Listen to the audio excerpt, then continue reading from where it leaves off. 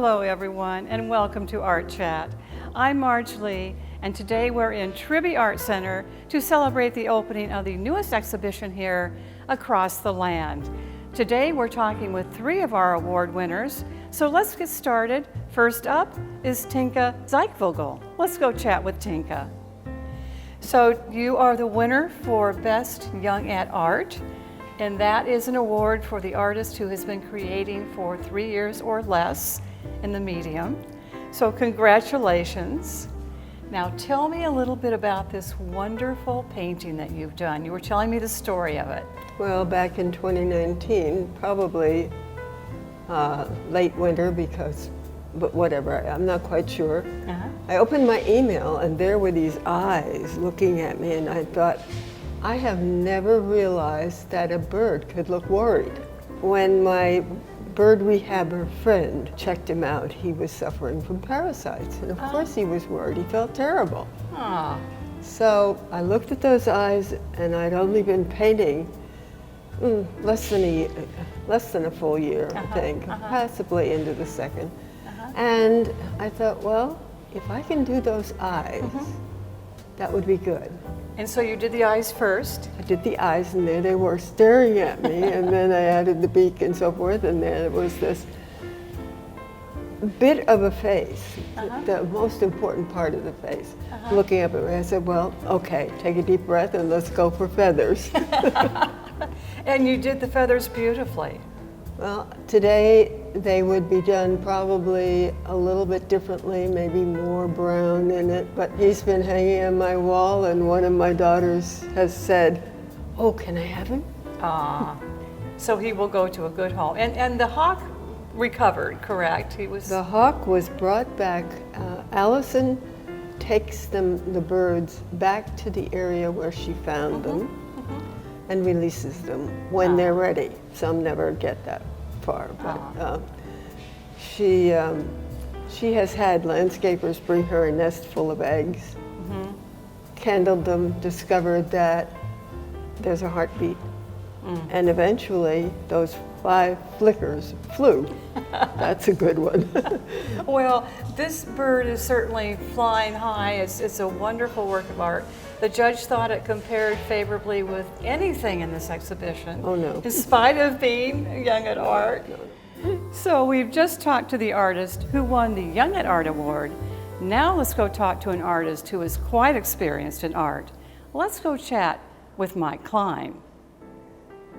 So Mike, we have won a Judge's Choice Award in this exhibition. The judge loved your anteater. Tell us a little bit about how you made him. Well, first I got a couple of pictures off the internet. I've never seen one before. And then I sculpted him in clay. When you carve it, do you start with a big block of clay? Is that? No, what I usually do with a thing like this, I make them in about 5 parts. Okay. The first I make a hollow, sort of like a sausage.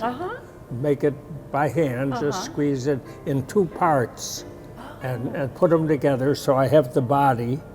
And then I add the head, and I haven't put the ears on yet, and then the tail, and then the legs are made individually. I see. And then I put it all together and have to let it dry, and then it's fired.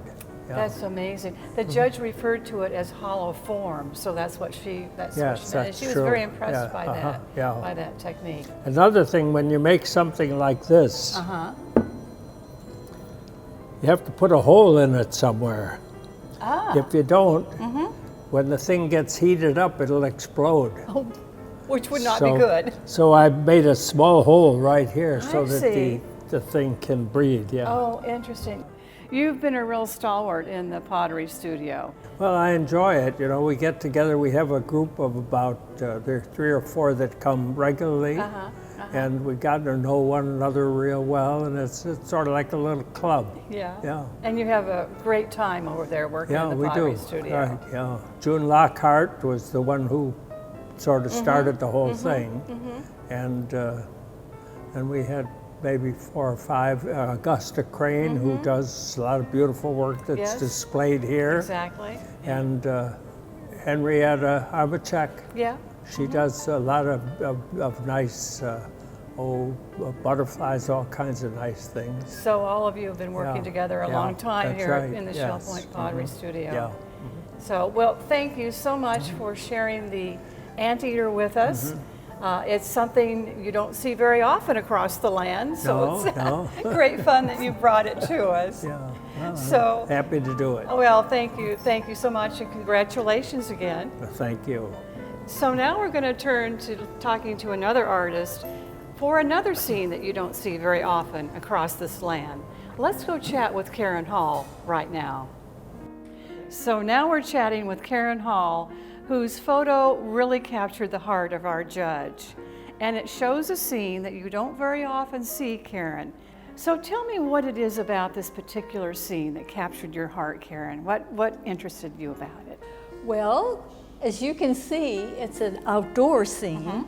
This was taken at the Immokalee Pioneer Museum. There's about 20 outdoor buildings that depicted how pioneers lived back in the ranching days when Florida was really a wilderness. So this is showing us Grandma's wash day.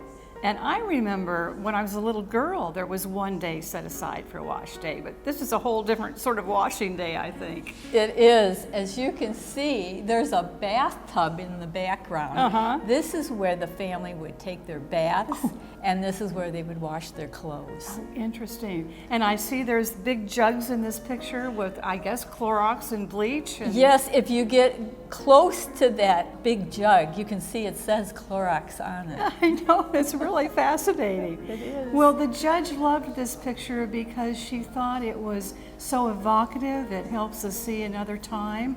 And you told me once that for you, photographs are all about memories, preserving memories. They are. We like to take pictures when we travel.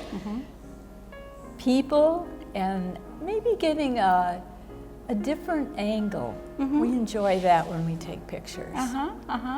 And have you been taking pictures all of your life, or just since you've come to Shell Point? Pretty much for a long time, like with the Brownie Hawkeye start. You're active in the photo club here? I am, and you know, that's been a real plus because they've helped improve my angles and also for editing. There's a lot of good editing techniques that we've learned. Well, it's obvious in this photo. The judge thought it was wonderful. So congratulations on your Judge's Award and across the land. Thank you. And we also want to give a shout out to the other award winners in this exhibition. They include Gail Krieger for her wonderful quilt, Augusta Crane for her beautiful bowl, and Cecil Wallace for his woven wood bowl. Now, before we leave, I want to show you one very special object. Let's go take a look at it right now. I'm standing here by myself without the artist because she passed away just a few hours after this art quilt was delivered for this exhibition. Her name is Pat Hagel, and she was very, very excited about entering into the Sparkle competition. Now, this quilt is really unusual. It's what we call an art quilt, and when you come in to see it, I want you to look at all the wonderful details that she has incorporated. You'll see 2 crows. The 2 crows are making their home here in Tribby Art Center. They represent all of the artists coming in to Tribby Art Center. So if you look carefully, you'll see such things as artist paintbrush. There's a little camera here. There's writings from writers, a calligraphy pen, stained glass, and it's all to represent our artists coming here, having a home.